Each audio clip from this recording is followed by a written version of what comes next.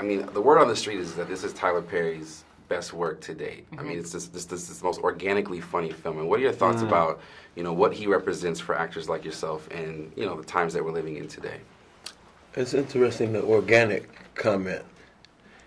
I was always proud. I've known, Tika's almost 10 years. Yeah. Tika and I've known each other almost 10 years and 7 years, 8 years. I was super proud of her. This is like her coming out party to me. It's like the world learning just the strength behind her. Obviously, for black actors that are female, right, it's politically correct to call an actress an actor. The window is quite marginalized and minimized in terms of the space and the time to get down. So obviously Tika being, very attractive and being a face that we know, but also having such gift that the world hasn't necessarily seen yet. When I say that, the multi-dimensional comedy meets drama meets comedy meeting drama. So when you say organic, it's really interesting because I never thought about that. I've worked with Tyler before on For Color Girls, which was obviously extremely dramatic. For sure. Such a severe movie, one of the most dramatic movies made and also that I've ever done. But this one is interesting. If that's operative, it was organic in the sense that he let, and I whispered to him at some point, I said, Tika's great. Excellent. You know who she is. You've worked with her for a long time. You know what Tiffany can offer, which for me has always been more of a drama than she's given credit for. Right. She just thought of as comical. Yeah. And obviously Whoopi being an icon, and then he's a fan enough of my work to let me get down. So he did, and obviously Amber did an incredible job. So he did let us just have a free-for-all, and I didn't really think about that maybe until you said it. For sure. He wrote it, but he let us kind of find do your thing. The thing, which is really cool. Smart of a director. Absolutely. One thing I love about him, too, is he always creates these roles that are like, upper to middle class that paints us, African-American community in a positive, uplifting light. I had a chance to talk to Cicely Tyson one time, who said that she didn't always have the luxury to just pick any old role that she wanted to because she had a responsibility to portray herself in a way that she wanted America to understand about the black woman. Do you feel a sense of responsibility today to choose roles that you feel like will push us forward a little bit?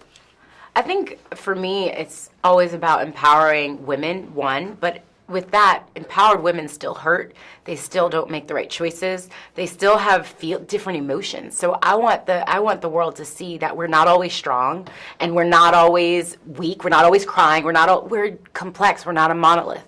And I think that's most important to me. So this character, Danica, who has everything together, seemingly has everything together, really wants to take off this mask and be who she is and love somebody deeply, but she doesn't necessarily know how. When do we ever get to say, I don't know how to even love you, but I want to?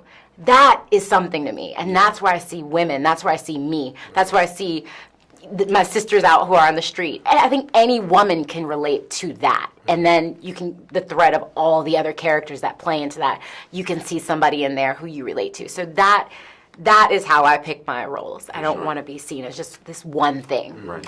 And then with that vulnerability, a lot of times I'm sure you get approached in the streets and people are kind of expecting, some sort of similarity between your characters. But do you ever feel the pressure to be true to yourself in a sense when it comes to letting people know, that's the character and this is who I am? Or do you feel like that you have a responsibility to kind of give them what they're looking for?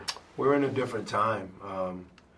You talk about Cicely, and obviously, as it pertains to people that painted the color of Tika, Tiffany, Amber, myself, Makad, Whoopi, we were raised a little bit below Sidney Poitier in terms of if Denzel or Angela Bassett is the sort of emblematic whatever that we strive to smell somewhat like. Right. They were dealing with autographs only.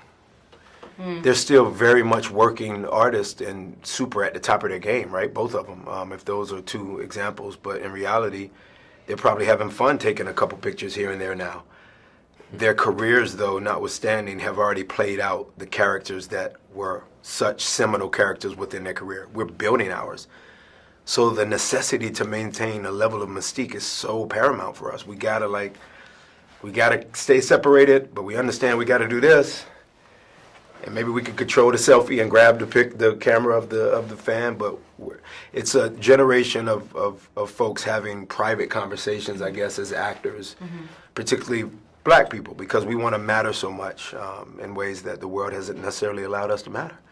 So they've made us superheroes at times, and athletes the same, and we're all in the entertainment industry, so it's tough. You do want to be you. Tika wants to be Tika, Tiff wants to be Tiff, Omari wants to be Omari, but at the same token, it's hard to describe to the fan that parts of what you're watching with each character we play, parts of those characters have to be inside of us.